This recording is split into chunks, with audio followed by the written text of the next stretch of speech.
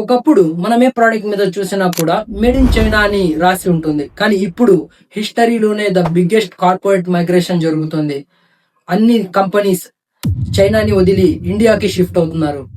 Global market లో USA తో పోటీ వచ్చే దేశం వదిలేసి ఎందుకు షిఫ్ట్ అవుతున్నారు? లాస్ట్ 30 years నుంచి చైనా వరల్డ్స్ ఫ్యాక్టరీలా ఉండేది. ఫాస్ట్ ప్రొడక్షన్, చీప్ లేబర్ అవన్నీ కూడా కంపెనీస్ కి చాలా మంచిగా అనిపించాయి. ఇప్పుడు కానీ ఆ నమ్మకం భయంగా మారింది. భయమా? అదెందుకు? ఎందుకంటే పాండమిక్ వల్ల ప్రపంచంలో సప్లై మొత్తం ఆగిపోయింది. అప్పుడు అన్ని కంట్రీస్ కి ఒక్క విషయం చాలా క్లియర్ గా అర్థమైంది. Don't put all your eggs in one basket. అంటే సప్లై మొత్తం ఒకే దేశంపై డిపెండ్ అయి ఉంటే అది కొంచెం డ్యామేజ్ అయినా వాళ్ళు సప్లై మొత్తం డ్యామేజ్ అయిపోతుంది. అందుకేనా ఇప్పుడు చైనా +1 అనే పేరు బాగా వినిపిస్తుంది? ఎగ్జాక్ట్లీ. దీంతో పాటు జియో పాలిటిక్స్ లో యుఎస్ చైనా వార్ ట్రేడ్స్ లో ఎప్పుడు జరుగుతూనే ఉంటుంది.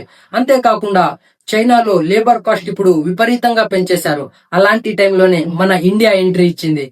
ఎందుకంటే మన దగ్గర లార్జెస్ట్ వర్క్ ఫోర్స్ ఉంది యంగ్స్టర్స్ లో. అదైతే నిజం.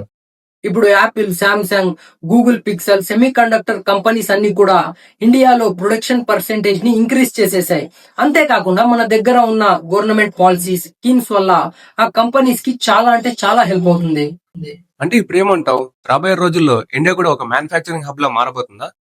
మేబీ వచ్చే 10 years లో ఇండియా మేక్ ఇన్ ఇండియా అనే స్లోగన్ ప్రపంచంలో మొత్తం కనిపెడొచ్చు.